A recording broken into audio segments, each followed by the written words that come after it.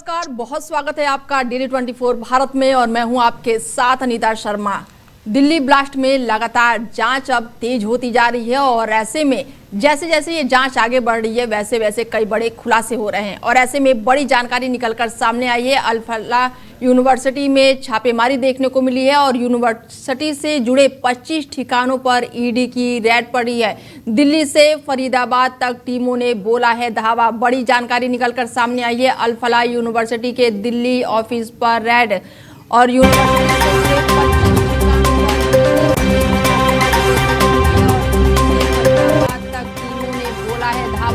बड़ी जानकारी निकलकर सामने आ रही है। बता दें कि अल-फलाह यूनिवर्सिटी पर लगातार अब शिकंजा कसता जा रहा है और ऐसे में दिल्ली के ऑफिस पर छापेमारी देखने को मिली है। यूनिवर्सिटी से जुड़े 25 ठिकानों पर ईडी की छापेमारी और दिल्ली से फरीदाबाद तक टीमों ने लगातार धावा बोल दिया है। अल-फलाह यूनिवर्सिटी के दिल्ली ऑफिस पर छापेमारी और एनआईए जांच में अब बड़ा खुलासा हुआ है। बड़ी जानकारी निकलकर सामने आ रही है। हमास की तरह ड्रोन हमले की थी प्लानिंग। बड़ी जानकारी बता दें कि ड्रोन और रॉकेट से हमले की तैयारी थी। बड़ी जानकारी निकलकर सामने आ रही है। भीड़ भाड़ इलाके में ड्रोन बम गिराते ताकि ज़्यादा से ज़्यादा लोग मारे जाते। बड़ी जानकारी धमाका करने से पहले आतंकी ने बनाया था सनसनीखेज वीडियो और आतंकी उमर ने बनाया था ये वीडियो।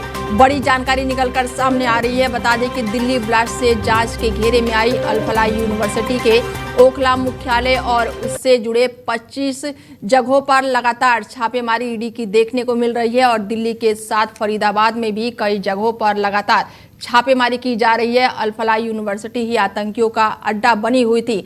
जानकारी के मुताबिक आपको बता दें कि ईडी की टीम ने दिल्ली और फरीदाबाद में 25 जगहों पर ये छापेमारी की है और इसमें जो ओखला है वो हेडक्वार्टर के साथ यूनिवर्सिटी से जुड़े ट्रस्टियों को लोकेशन पर भी ईडी टीम लगातार पहुंच रही है। बता दें कि दिल्ली ब्लास्ट केस में एनआईए की जांच के साथ ईडी ने मनी लॉन्ड्रिंग मामले की जांच के लिए एक केस दर्ज किया था। अल-फलाह यूनिवर्सिटी के कामकाज में कई गंभीर अनियमितताओं की बात सामने आई है जिससे की जांच अब एजेंसी कर रही है। ईडी की टीम अल-फलाह यूनिवर्सिटी भी पहुंची और वहां भी दस्तावेज खंगाले गए। वहीं दिल्ली में लाल किले के पास हुए आत्मघाती हमले की जांच में कई बड़े लगातार खुलासे हुए हैं। एनआईए ने बताया है कि व्हाइट कॉलर टेररिस्ट मॉड्यूल पहले हमास की तरह ड्रोन और रॉकेट से हमला करना चाहते थे और ये प्लानिंग हमास द्वारा 7 अक्टूबर 2023 को इजराइल पर किए गए हमले के तर्ज पर बनाई गई थी। एनआईए की ये जानकारी आत्मघाती हमलावर डॉक्टर उमर उन नबी के एक और साथी जसीर बिलाल बानी उर्फ दानिश की गिरफ्तारी के बाद मिली है। दानिश जम्मू कश्मीर के अनंतनाग जिले का रहने वाला बताया जा रहा है। एनआईए ने उसे 4 दिन पहले श्रीनगर से हिरासत में लिया था और सोमवार को औपचारिक रूप से गिरफ्तार किया है। बड़ी जानकारी आपको दे दें कि लगातार एनआईए की जांच देखने को मिल रही है और ऐसे में अल-फलाह जो यूनिवर्सिटी है वो अब जांच के घेरे में आ गई है। जांच एजेंसियों को शक है कि यूनिवर्सिटी के विस्तार में बड़े पैमाने पर नियमों की अनदेखी हुई है और इसी वजह से अब प्रशासन ने यूनिवर्सिटी पर शिकंजा कसना शुरू कर दिया है। खबरों की माने तो प्रशासन हाल ही में यूनिवर्सिटी पहुंचा था और जिसमें यह भी पाया गया है कि कई निर्माण बिना मंजूरी या फिर नियमों की अनदेखी किए बिना किया गया है और एजेंसियों का ध्यान अब यूनिवर्सिटी के फंड, पैसों के लेन देन और किसी भी तरह की आतंकी गतिविधियों से जुड़े संभावित लिंक पर है। दिल्ली यूनिवर्सिटी के खिलाफ जालसाजी और धोखाधड़ी के 2 केस पहले ही दर्ज हो चुके हैं और ऐसे में फिलहाल निगाहें अब प्रशासन की जांच पड़ताल पर टिकी हुई है और ऐसे में माना जा रहा है कि यूनिवर्सिटी के अवैध निर्माण पर भी जल्द ही बुलडोजर चल सकता है। बता दें कि बड़ी जानकारी निकलकर सामने आ रही है। दिल्ली ब्लास्ट के बाद चर्चाओं में आई फरीदाबाद की अल-फलाह यूनिवर्सिटी के ठिकानों पर ईडी ने छापेमारी की है और जांच एजेंसियों ने मंगलवार को यानी कि आज दिल्ली के ओखला जामिया नगर समेत 25 ठिकानों पर छापेमारी की है। ईडी सुबह 5 बजे अल-फलाह यूनिवर्सिटी पहुंची और वहां पर लगातार जांच पड़ताल कर रही है। संस्था पर वित्तीय गड़बड़ी के भी आरोप लगे हैं और ईडी अब फंडिंग की जांच कर रही है और ये कार्रवाई ग्रुप में जुड़े वित्तीय अनियमितताओं, शेल कंपनियों के इस्तेमाल और फर्जी लेन देन और मनी लॉन्ड्रिंग की जांच का भी हिस्सा है। छापेमारी के दौरान अधिकारियों ने ग्रुप से जुड़ी 9 संदिग्ध शेल कंपनियों की गतिविधियों को फोकस में लिया है जो अभी सभी एक ही पते पर रजिस्टर पाई गई है और शुरुआती जांच में कई ऐसे पैटर्न सामने आए हैं जो कि सेल कंपनी संचालन की ओर लगातार इशारा कर रहे हैं। बता दें कि दिल्ली से लेकर फरीदाबाद तक लगातार अल फलाह यूनिवर्सिटी जो है वो अब जांच पड़ताल के घेरे में आ गई है। 25 ठिकानों पर लगातार ईडी जो है वो छापेमारी कर रही है और एनआईए की जांच में कई बड़े खुलासे हो रहे हैं। बता दें कि अब अधिकारी जो है वो अल फलाह यूनिवर्सिटी की कुंडली खंगालने में लगे हुए हैं और ऐसे में लगातार ओखला सहित जामिया नगर समेत 25 ठिकानों पर सर्च ऑपरेशन चल रहा है। इसके साथ ही यूनिवर्सिटी से जुड़े सभी अधिकारी भी अल फलाह यूनिवर्सिटी के दिल्ली ऑफिस पर छापेमारी देखने को मिली है और ऐसे में रक्षा विशेषज्ञ विनय कुमार जी हमारे साथ जुड़ चुके हैं और उनसे बातचीत करते हैं। बहुत स्वागत है विनय जी आपका। आवाज आ रही है मेरी आपको विनय जी? जी आपकी आवाज आ रही है मुझे। अल फलाह यूनिवर्सिटी जो है वो लगातार अब शिकंजे में आ गई है, क्या कुछ कहेंगे? देखिए, जांच की एक सतत प्रक्रिया होती है। उस प्रक्रिया के अंतर्गत जितने भी लोगों पर जी किसी भी प्रकार के इन्वॉल्वमेंट का अंदेशा होता है उन पर जांच होती ही होती है। और ये अल फलाह यूनिवर्सिटी वालों का दुर्भाग्य कहिए कि तमाम आतंकवादी उन्हीं के यहाँ बैठे हैं और इसलिए उनकी जांच होना एक स्वाभाविक है। और बहुत से तथ्य अभी उभर के आएंगे, बहुत सी चीजें उभर के आएंगी। हाँ, ये तो किसी भी आतंकवादी संगठन का जो जरूरी चीजें होती है उसमें होती है फंडिंग, और फंडिंग के बिना ये बड़ी वारदात होती नहीं है। तो गवर्नमेंट को तमाम एंगल देखने हैं जिसमें फंडिंग भी देखनी है। और दूसरा है इंडोक्ट्रिनेशन, यानी इंडोक्ट्रिनेशन का मेथड क्या था, इन लोगों का रेडिकलाइजेशन का मेथड क्या था, इन्होंने रेडिकलाइजेशन के लिए क्या क्या सोशल मीडिया या लिटरेचर इस्तेमाल किया। बिल्कुल। इन तमाम चीजों को देखने के लिए फंडिंग देखनी है, रेडिकलाइजेशन देखनी है, क्या लिटरेचर इस्तेमाल किया, क्या मेथड इस्तेमाल किया और किन लोगों ने इस्तेमाल किया, उस रेडिकलाइजेशन के पीछे लोग कौन थे, इन तमाम चीजों को जांचना ये सुरक्षा एजेंसियों का काम है और वो एक स्वाभाविक प्रक्रिया चल रही है कि ये जो यूनिवर्सिटी है ये पूरी तरह से एक हब बन चुकी थी और इस पर जो इसके निर्माण पर भी अब कहा जा रहा है कि बुलडोजर चलेगा, क्योंकि इसका जो निर्माण है और जो जमीन है वो अवैध निर्माण किया गया है यहाँ पर, उस पर भी बुलडोजर चलेगा। जी। ये कोइंसिडेंस है या प्लान्ड है, मुझे नहीं लगता कि यूनिवर्सिटी अथॉरिटीज की परमिशन रही होगी। और चूंकि इस यूनिवर्सिटी में 40% स्टूडेंट्स और फैकल्टी कश्मीरी है और मेरे ख्याल से तो शुरू से ही इन लोगों के ऊपर निगरानी रखी जानी चाहिए थी।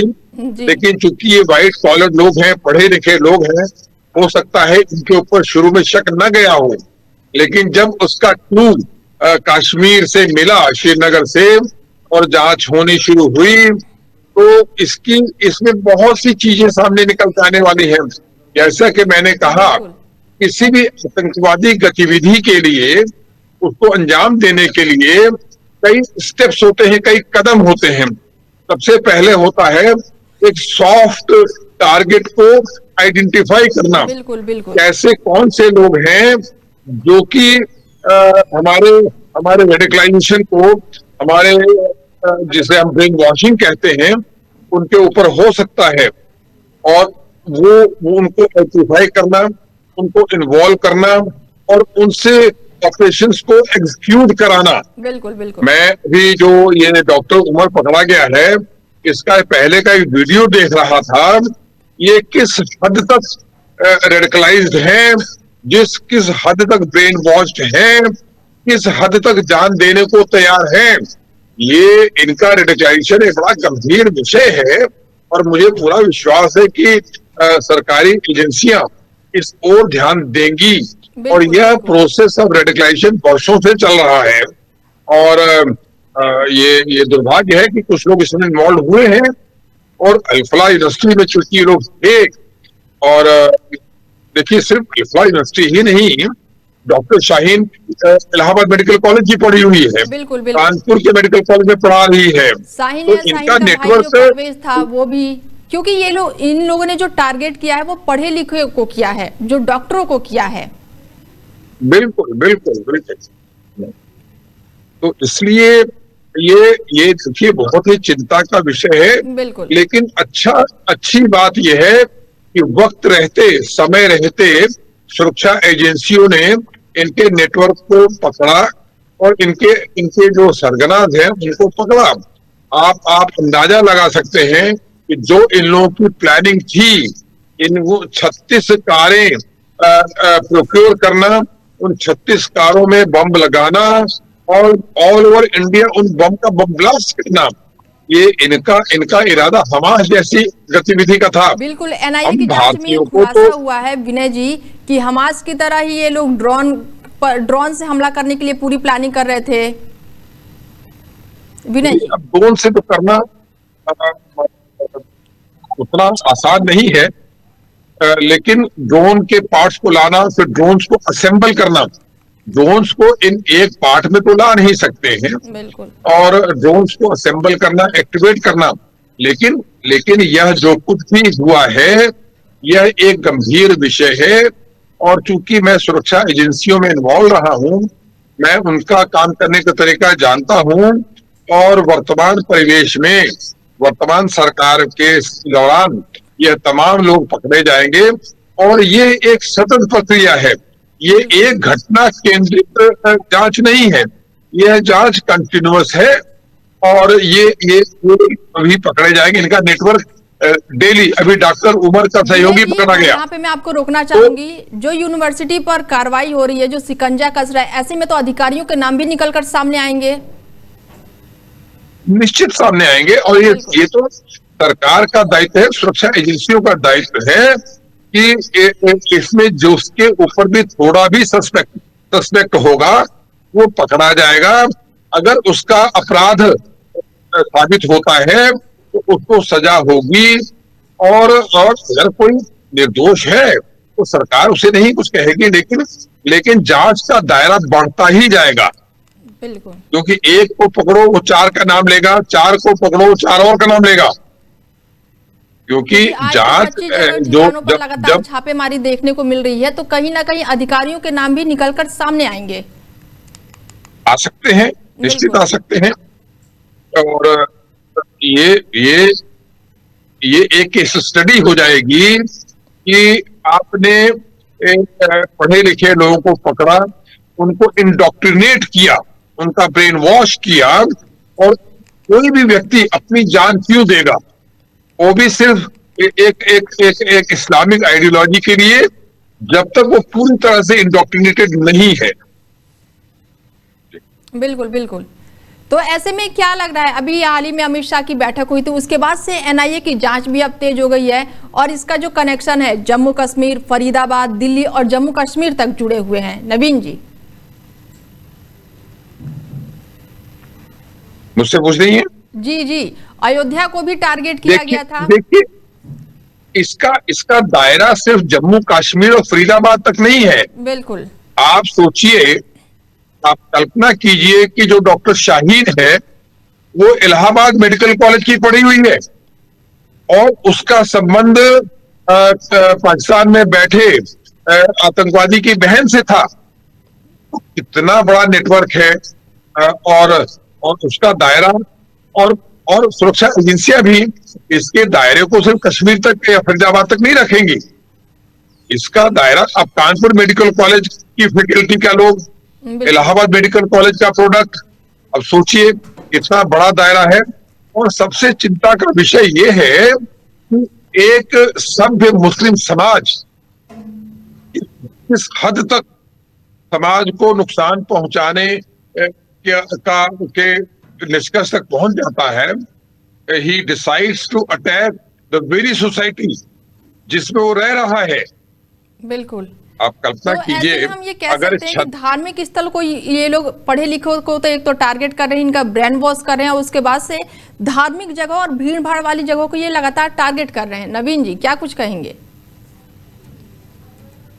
देखिए, जो आतंकवाद का या आइडियोलॉजी के प्रचार प्रसार का जो तरीका है वो इसी प्रकार है। जी। उसमें सबसे पहले, जैसे मैंने कहा, जो जो एजेंसियां आतंकवाद फैलाने का प्रयास करती हैं, जो हमला कराने का प्रयास करती हैं, वो एक सॉफ्ट टारगेट्स को पकड़ती हैं, उसको बिल्कुल। आइडेंटिफाई करती हैं, फिर उनको रेडिकलाइज करती हैं, उनको ब्रेन वॉश करती हैं, फिर उनको फंडिंग करती हैं, उनको मोटिवेट करती हैं, फिर उनको मटेरियल सप्लाई होता है। जैसे इस केस में विस्फोटक अमोनियम नाइट्रेट थोड़ा थोड़ा करके एकत्रित किया गया। अब सोचिए, एक डॉक्टर जो जो मेडिकल कॉलेज में पढ़ा है, वो 2-2 किलो 3-3 किलो अमोनियम नाइट्रेट ले जाकर इकट्ठा कर रखा है। तो आप सोचिए कि उस लेवल तक, ये भारत देश के लिए बहुत गंभीर विषय है। लेकिन मुझे खुशी है कि ये लोग इन टाइम तय कर लिए गए। आप सोचिए, 2014 से पहले आतंकवादी हमला करके जाते थे, जी। उसके बाद उनको पकड़ने की कोशिश की जाती थी। आज उनको पहले ही, उनके एक्ट को पूरा करने से पहले ही उनको पकड़ा जा रहा है। बिल्कुल ये बिल्कुल, बड़ा ये ही पकड़ा सुखद जाना, है। ये बात तो अच्छी है कि जांच लगातार तेज हुई है। लेकिन एक सवाल मेरा आपसे और है कि अगर फरीदाबाद में जब ब्लास्ट चीजें मिली थी, आरडीएक्स मिला था, अगर हमने कार्रवाई वहीं पर तेज की होती तो शायद दिल्ली वाला ब्लास्ट हम रोक सकते थे। नवीन जी। देखिए देखिए, जो दिल्ली वाला ब्लास्ट हुआ है जी। वो इसीलिए हुआ ही है कि वो लोग पकड़े जा रहे थे, उनको लगता था कि उनका नेटवर्क अब तो इसने घबराहट में, क्योंकि जो इनके आका होते हैं, जो इनके गॉडफादर्स विदेश में बैठे हैं, विशेषकर पाकिस्तानी और आईएसआई के लोग जिन्होंने टर्की में रह के इस बार साजिश की, वो डायरेक्ट पकड़े नहीं जाना चाहते थे। उन्होंने इनको मटेरियल सप्लाई किया, फंडिंग की, तो वो चाहते थे कुछ करें। और ये चूंकि पकड़े जाने वाले थे, तो ये जल्दबाजी में किया हुआ एक आतंकवादी हमला है। हमको तो संतोष ये है कि उसने एक ही कार ले जाके ब्लास्ट किया, खुद भी मरा और 13 लोग मरे।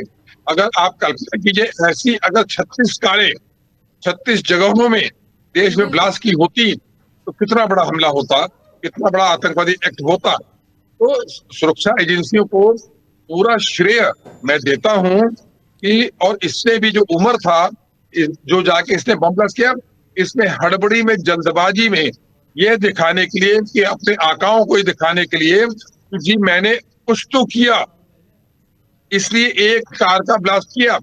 ये लोग 4 कार प्रोक्योर कर चुके थे। इनका इरादा 36 कारों का प्रोक्योर करने का था, और 3,500 टन जो पकड़ा गया है अमोनियम नाइट्रेट और बारूद, उन 36 कारों में डाल के अगर पूरे देश भर में फैलाते, आप सोच सकते। तो हमको संतोष ये है कि उस जल्दबाजी में किया हुआ एक हमला, एक सीमित हमला था। बिल्कुल बिल्कुल। तो ऐसे में अब क्या लग रहा है, जो कार्रवाई हो रही है, छापेमारी हो रही है, क्या कुछ निकल कर सामने आएगा? देखिए, बहुत कुछ सामने आएगा। जैसे मैंने कहा कि सबसे बड़ी चीज होती है इन बड़ी आतंकवादी घटनाओं को फंडिंग करना। बिना धन के अभी भी 1-1.5 करोड़ रुपए पकड़ा गया है, और इनके खातों को पकड़ा जाएगा, इनको खातों को सीज किया जाएगा, इनको फंडिंग करने वाले लोगों को। जांच आई है, फंडिंग के तार तो विदेशों से जुड़े हुए बताए जा रहे हैं। जी, तो उसकी जो ट्रेल है उसको पकड़ा जाएगा। कौन शक्तियां हैं, जैसे इस हमले की शुरुआत की जो साजिश है वो टर्की में रची गई। बिल्कुल। तो हमारी सुरक्षा एजेंसियां टर्की तक भी जाएंगी, और इसका जो बैक ट्रेल है पकड़ा जाएगा, उनको आइडेंटिफाई किया जाएगा, और उनको अगर पकड़ में आते हैं तो दंडित किया जाएगा। विदेशों में है तो उन चैनलों को इस्तेमाल करके भी उनको आइडेंटिफाई करके तो ऐसे जहां तक सजा हो सके दी जाए। पाकिस्तान के साथ साथ जो बाहरी देश है वो भी पूरी तरह से हम पर नजरें बनाए हुए हैं? जी, मैंने बताया कि इस हमले की साजिश का सूत्र टर्की में किया गया। बिल्कुल बिल्कुल। और मुझे अभी किसी चैनल पे पूछा गया था कि टर्की इसका इन्वॉल्वमेंट क्या है। देखिए, बिल्कुल। आपको याद होगा ऑपरेशन सिंदूर के समय जब हमला रोका जा रहा था, तो भारत सरकार ने अमेरिका को और विश्व को एक बात कही थी कि जी। विश्व में कोई भी हमला, आतंकवादी हमला अगर भारत पे होता है, उसमें पाकिस्तान की संलिप्तता नजर आती है, तो उसे हम हमला ही मानेंगे। तो पाकिस्तान डायरेक्ट रूप से सामने नहीं आना चाह रहा है, इसलिए उसने ये साजिश टर्की में बैठ के रची। लेकिन पाकिस्तान की आईएसआई का इन्वॉल्वमेंट सामने आया है और आएगा। और मुझे लगता है कि भारत सरकार पाकिस्तान से तो हमारा कंटिन्यूस बिल्कुल, जो और एक इतना कन्फ्लिक्ट नाम है। निकलने के बाद भी पाकिस्तान की तरफ से अभी कोई बयान नहीं आया है। नहीं, पाकिस्तान की तरफ से कोई बयान नहीं आएगा। रशिया की तरफ से, अमेरिका की तरफ से जरूर आया है। बिल्कुल। पाकिस्तान अपना डायरेक्ट इन्वॉल्वमेंट नहीं दिखाना चाह नहीं रहा दिखा है, रहा है। जबकि जबकि ये एक स्वाभाविक प्रक्रिया है कि तमाम नेटवर्क, ये पूरा आईएसआई की हुई साजिश है। लेकिन उसको एक्सपोज करना सुरक्षा एजेंसियां जांच के बाद ही बोलेंगी। अभी तो भारत सरकार अभी नहीं बोला है कि there is a direct involvement of Pakistan. तो ऐसे में क्या लग रहा है कि एक बार फिर से अभी ऑपरेशन सिंदूर हालांकि चल ही रहा है, तो बड़ी कार्रवाई देख सकते हैं भारत की तरफ से इस पर? नहीं, अभी निकट भविष्य में ऐसी संभावना नहीं है। अभी निकट भविष्य में हमारा हमारा जो जोर है वो इन नेटवर्क को तोड़ना, आइडेंटिफाई करना, और ताकि भविष्य में देश के अंदर ऐसे आतंकवादी हमले ना हो। पाकिस्तान के खिलाफ डायरेक्ट मिलिट्री एक्शन जैसा मई में हुआ था, अभी निकट भविष्य में होने की संभावना नहीं है। चलिए, कौन है? हमसे जुड़ने के लिए बहुत बहुत धन्यवाद आपका। Thank you. बता दें कि लगातार यूनिवर्सिटी में छापेमारी देखने को मिल रही है। दिल्ली से लेकर फरीदाबाद तक टीमों ने धावा बोल दिया और ऐसे में एनआईए की जांच भी लगातार जारी है। अल-फलाह यूनिवर्सिटी के साथ साथ 25 जगहों पर ये ठिकाने पर छापेमारी देखने को मिल रही है और इसमें ओखला का हेडक्वार्टर के साथ साथ यूनिवर्सिटी से जुड़े कई लोकेशन है जो कि ईडी लगातार टेस्ट कर रही है और लगातार छापेमारी कर रही है। दिल्ली ब्लास्ट केस में एनआईए की जांच के साथ ईडी ने मनी लॉन्ड्रिंग मामले की जांच के लिए केस भी दर्ज किया था और अल-फलाह यूनिवर्सिटी के कामकाज में कई गंभीर अनियमितताओं के बात भी अब सामने आई है और जिसकी जांच में एजेंसियां जुटी हुई है। ईडी की टीम अल-फलाह यूनिवर्सिटी भी पहुंची और वहां भी दस्तावेज खंगाले गए। तो वहीं दिल्ली में लाल किले के पास हुए आत्मघाती हमले की जांच में कई बड़े खुलासे हुए हैं। एनआईए ने बताया है कि व्हाइट कॉलर टेररिस्ट मिरूल पहले हमास की तरह ही ड्रोन और रॉकेट से हमला करना चाहता था और ये प्लानिंग हमास के साथ 7 अक्टूबर 2023 को इजराइल पर किए गए हमले के तर्ज पर बनाई गई थी। एनआईए की ये जानकारी आत्मघाती हमलावर डॉक्टर उमर उन नबी के एक साथी जसीर बिलाल के गिरफ्तार होने के बाद से ये खुलासा हुआ है। दानिश जम्मू कश्मीर का रहने वाला बताया जा रहा है और एनआईए की उससे 4 दिन पहले ही श्रीनगर से उसे हिरासत में लिया गया था। हालांकि आपको बता दें कि लगातार छापेमारी देखने को मिल रही है। फिलहाल बुलेटिन में मेरे साथ इतना ही, दीजिए इजाजत, नमस्कार।